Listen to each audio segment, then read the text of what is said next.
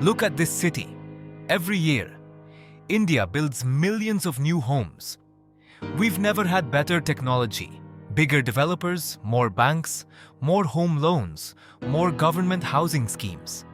Everyone says they're helping Indians buy a home.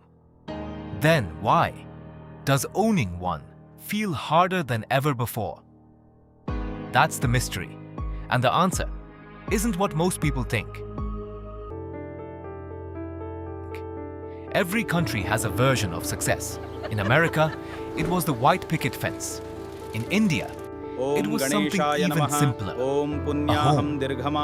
Not because Indians love real estate, because a home meant something no investment ever could. Meet Meera. In this photo, she's 24, a school teacher in Pune. This is the day she decided she'd own a home by the time she turned 35. Stability, security, respect. A place nobody could ask you to leave. But somewhere, that dream stopped getting closer, even as India became richer. Meera is 38 now. How? Ask 10 people why homes became expensive, and you'll hear 10 different answers. Builders are greedy. Cut. Banks give too many loans. Cut. Black money. Cut. Investors. Cut. Government policies. Cut. One by one, we're going to put every suspect on trial. And by the end, you'll realize nobody acted alone. Because this story doesn't begin with builders. It begins with land. Let's begin with the obvious suspect. Builders. After all, they're the ones selling 3 crore rupees apartments. They're the face of every billboard, every launch, every glossy brochure. So, they must be the reason homes became unaffordable, right? It sounds convincing. Until you ask a much simpler question. What actually makes a house expensive? When you buy a home, you're not buying 4 walls. You're buying land, steel, cement, labor, years of approvals, borrowed money, taxes, infrastructure, and yes, a builder's profit. Here's what's surprising. In many high-density markets, industry cost breakdown suggests the builder's profit isn't even the biggest cost. The land is. Think about Mumbai. The Arabian Sea doesn't move. Sanjay Gandhi National Park doesn't move.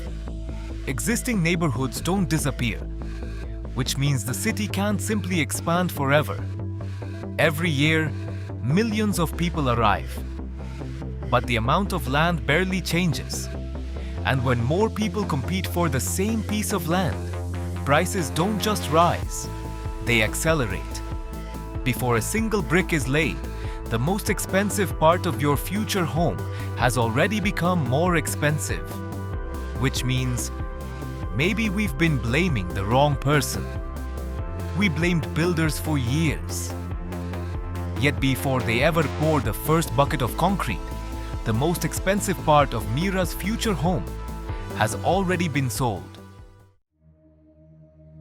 Here's something almost nobody tells you. When property prices rise, most people imagine builders getting richer. But in reality, one asset often becomes more valuable than everything built on top of it: the land itself. In the world's fastest growing cities, buildings get older, paint fades, pipes rust, elevators wear out. Yet somehow, prices keep climbing. Why? You can build another tower, another flyover, another metro line. You cannot build another Mumbai. But land alone still doesn't explain this story. Because something happened that made expensive homes feel affordable to people like Meera. At least, on paper. So land explains part of it. But land alone doesn't explain how a 1 crore rupee apartment suddenly felt buyable, even to a school teacher's salary. Because somewhere along the way, nobody asked, "Can I afford this house anymore?" They asked a different question. Can I afford the monthly payment? That's not the same question. It just feels like it. 30 years. Think about that. 30 years. A child born the year this loan begins could become a parent themselves before it ends. Banks didn't reduce the price. They stretched the time and called it affordable. Over 30 years at today's rates, Meera won't just repay 1 crore.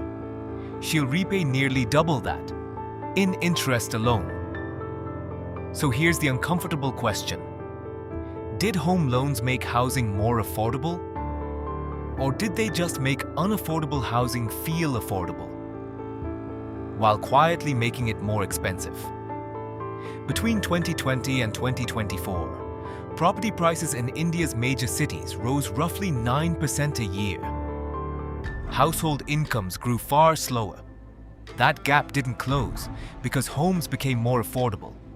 It closed, on paper, because loans got longer and EMEs got smaller. The house didn't get cheaper for Meera. The pain just got spread out further. Banks didn't make houses cheaper. They made waiting 30 years feel normal. If builders aren't the villain and land is just land, maybe the answer is the government. After all, the government sets the rules. Every property in India has 2 prices: the price you actually pay and the price the government says it's worth, called the circle rate. In theory, the circle rate exists to stop tax evasion. In practice, it often sits well below the real market price, and that gap becomes the loophole. Here's how it actually works. The buyer pays the circle rate amount officially, by check at the registrar's office, stamp duty, registration tax, GST, all of it calculated only on that lower official number. The remaining 9,000 rupees per square foot, the real difference between what the property is actually worth and what's on paper, gets paid directly to the seller, in cash. Off the books, both sides save. The seller underdeclares his profit. The buyer pays less stamp duty and less tax on a transaction that, on paper, never really happened. But here's what that system quietly assumes about you. A bank loan only finances the official registered number, not the cash component. Which means someone like Meera, who has a salary, a credit score, and a home loan, but not a spare 9,000 rupees a square foot sitting in cash, isn't just at a disadvantage. She's structurally unable to compete for the exact same property as a buyer who can. This isn't one corrupt official. It isn't one dishonest buyer. It's a system where the incentive due underreport is built into the paperwork itself. And it rewards exactly the buyers who don't need a bank.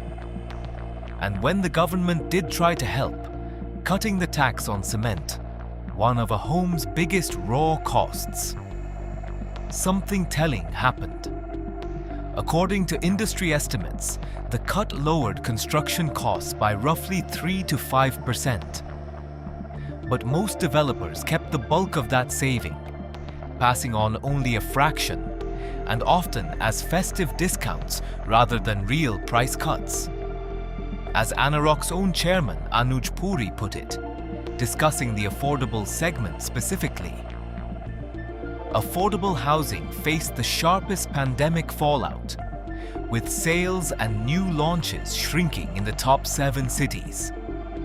Laws don't just regulate markets, they reward behavior. Here's a question that should have bothered you already. Builders keep launching new homes. So why does affordable housing keep disappearing from the market?